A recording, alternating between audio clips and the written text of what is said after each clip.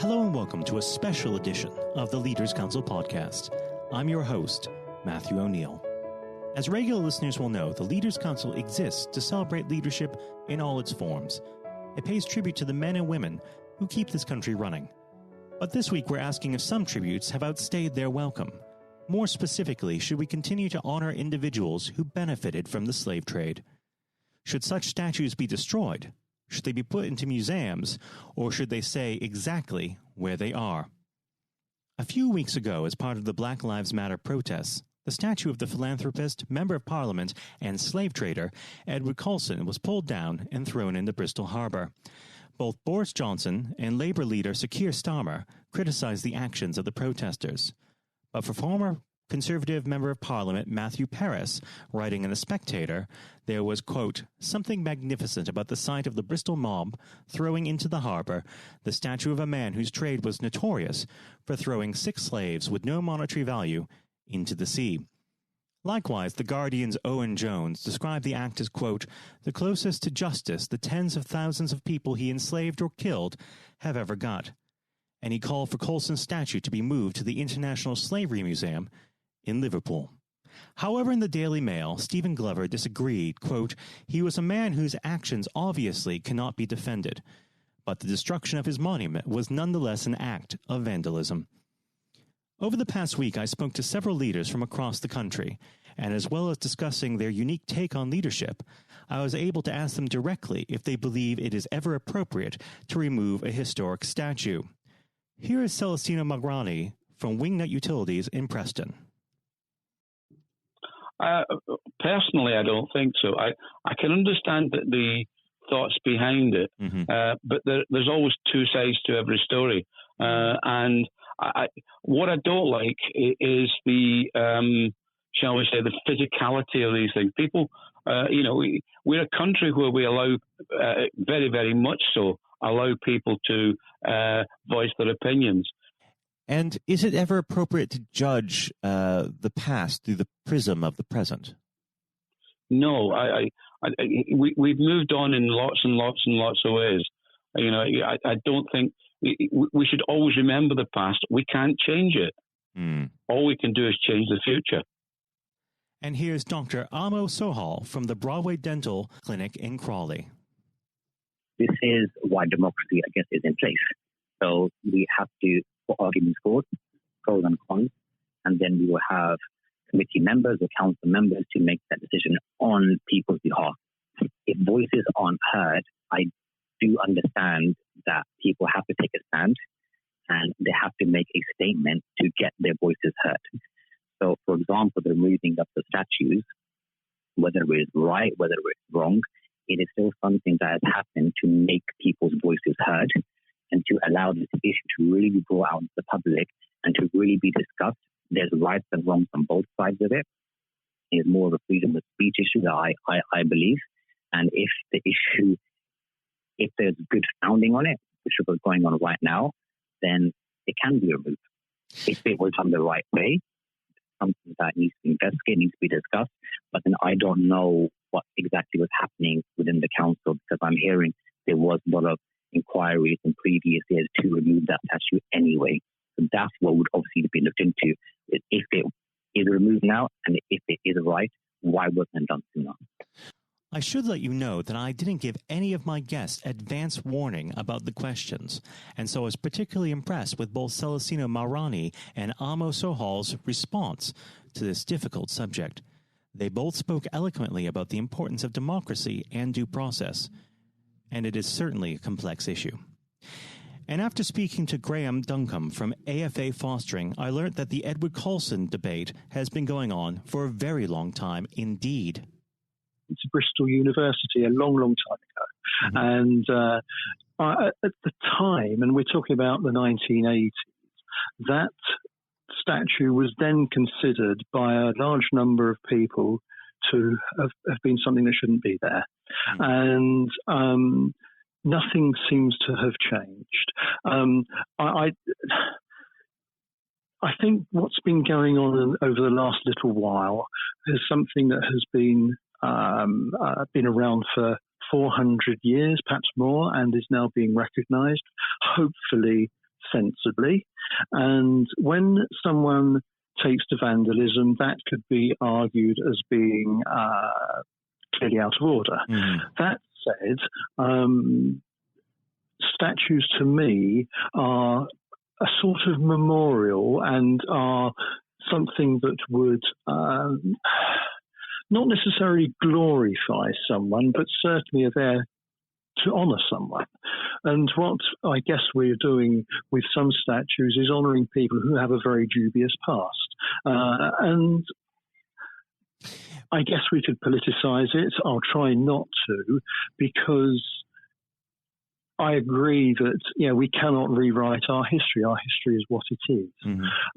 That said, we should also acknowledge how appalling our history has been in places, how appallingly we have treated a very large number of people, often in the name of profit, because obviously the slave trade was about profit and at the expense of a considerable number of lives, and clearly shouldn't have happened. As for rewriting history, I think history has always been rewritten. I think history has always had slants to it, and people are able to pick on a side of that history that suits them to the best. I think it's fair to say that Edward Coulston's statue has cast a big shadow, both literally and metaphorically, over the Bristol city centre for quite some time. Sajid Javid, the former Chancellor, one of Bristol's most famous sons, certainly thinks so. In an interview with the Sunday Times, he explained how he used to walk past the statue almost every weekend and, quote, "The more I learned about Coulston, the more I hated everything about him." And then later, when Javid was Community Secretary, he was asked to approve a £40 million renovation for Coulston Hall. He agreed to it, but strongly advised them to change the name. He said he was happy that they have now finally decided to do so. Coulston, it seems, has many detractors, and a great number of people will not miss his statue. But for someone like Cecil Rhodes, things are a bit more complicated. Supporters of the Rhodes Must Fall campaign believe the former Cape Colony Prime Minister was a racist, and that his statue is emblematic of Oxford University's support for British colonialism. And in recent days, after years of debate, Oriel College has announced that it will remove the statue. Writing in the Telegraph, Manchester University's emeritus professor, Stephen Bush, came out in strong defence of Rhodes, praising him for applying a colourblind principle to voting rights in the Cape Colony and to his own Rhodes scholarships at Oxford. Professor Bush stated, "None of Rhodes' fortune had anything to do with slavery, which had been abolished in the British Empire long before he was born. Rhodes scholarships are perhaps the most generous and far-seeing of any university private provision in the whole world." I'm now joined by the Leaders' Council Director, Craig Wellman. Craig, having heard from the individuals we've just listened to, what do you make of this issue of statue removal? Well, Matthew, I think it's they've all made very good points, and particularly I liked the closing remarks of Celestino Berenghi, where he said that we can't change the past, which may change the future. And then Graham Duncombe made the point, which I think is a good one, that this is very much a present issue. As much as these are figures from the past, they are impacting on city centres today. And as he pointed out, until very recently, if you lived in Bristol, you'd have to pass by Edward Coulston's statue on a regular basis. So I don't know if we can just expect people to ignore these statues and say, well, it's all in the past, it doesn't really matter. So in that sense, I guess I'd agree with Amo Sohel, who said that democracy is the best means for deciding these sorts of things. And I would add that I think that is the case, even if democracy is slow and laborious, even if it takes a number of years for change like this to happen. I think that's preferable to allowing people to pull things down. So do we have a vote on every single statue that's currently standing? How do we decide which ones to vote on, and who gets to vote? Is it just local citizens? In which case, what happens to the statues in Westminster? Surely we can't pull down Gandhi or Churchill on the say-so of one vote by the people who happen to live in Westminster at the time? Wow. Yeah, no, okay. There's some good points. There's quite a lot to take in there. I think looking at it, there is another simpler solution, which could just be that we, as a country and a world, perhaps, that we change how we comprehend statues, if you like. So, as in, if we no longer look upon statues as heroes, but instead as notable figures from history, and if we essentially say that we no longer consider statues to be tributes, but rather we consider them to be visual artifacts, learning points, or pieces of information. So, for instance, a great example would be the Oliver Cromwell statue by the entrance to Parliament that you'll be familiar with. A number of our guests pass regularly past that statue on their way to Leaders' Council events, and very few people, I think it's fair to say, in this day and age, would consider Cromwell to be a hero. But it's very important, I'd say, that he is there, simply so that visitors to Parliament will look at him and say, who is that man? Because you can't really comprehend the British Parliament if you can't answer that question. And I fear, actually, there's this debate on the statue of Cromwell, for a multitude of reasons, might be one of the ones that they try and take down. But it's such an imposing statue as you enter Parliament. I think it's sensible and it's good to be confronted with his image and be challenged by it and to learn from it, because ultimately a history where we only remember the good people wouldn't be much of a history at all. And how would you do that? Would you change people's minds so they stop considering statues being tributes or celebrations? How would that be achieved?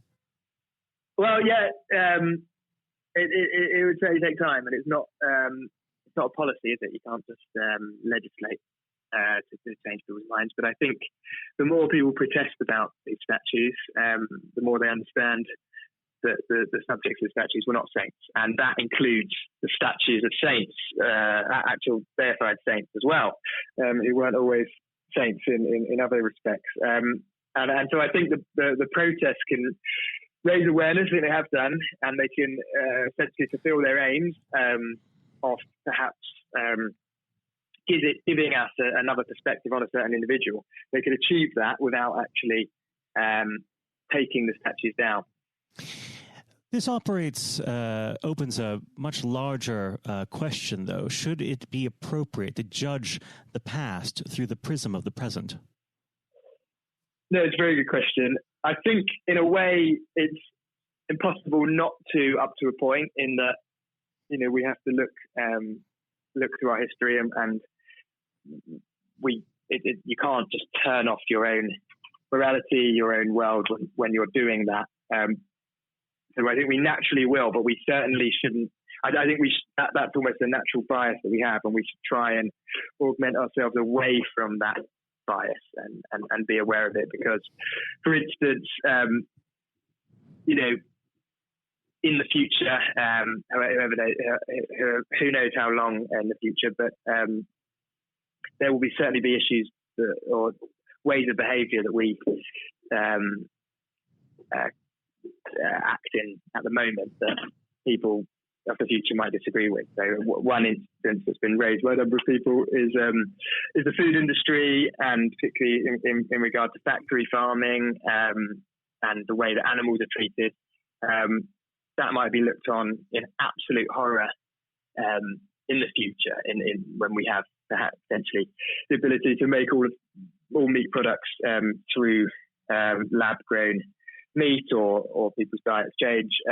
And I think it would be a real shame if they concluded, therefore, that any tribute to anyone from this era would have to be taken down, and that anybody essentially who wasn't a vegan would be considered, to be disgraced and beyond the pale. And then, of course, in the past there'd be issues that people from 200 years ago would look at us and be shocked by as well. I think where possible, you should try and judge people by the standards of their own day. And that means, for instance, with something like the slave trade, we should really celebrate the people who, in the midst of the slave trade, fought against it and stood up and said, this is wrong. We should really celebrate those people and put the focus on that rather than castigating everybody who was in any way involved. And of course, the Royal Navy's major contribution to the elimination of the transatlantic slave trade after the abolition of slavery in the empire.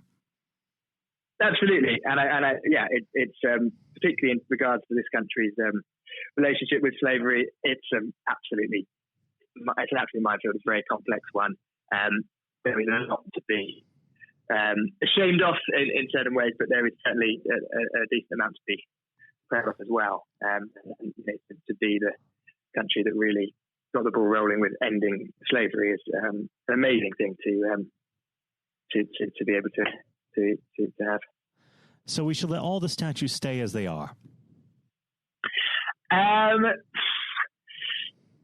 why don't we build some more? Maybe that would be a good idea. Amo Sohol said, let's talk about using democracy. Why don't we have a load of votes throughout the country, but not about pulling down statues, but about putting some new ones up. And then we create a whole new generation of statues for people to try and pull down in the future. Oh, exactly. Yeah, it sounds perfect. Well, thank you, Craig. It's been a privilege having you on the program, and thank you to Graham Duncombe, Dr. Amo Sohal, and Celestina Marani for your contributions. That was a special edition of the Leaders Council podcast. I have been Matthew O'Neill, and I will be back tomorrow with more one-on-one interviews with leaders from across the country.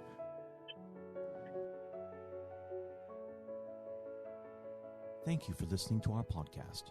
The views expressed within the podcast do not reflect the views of the Leaders' Council of Great Britain and Northern Ireland, its parent company or subsidiaries, members of staff, other guests, or any other person therein associated.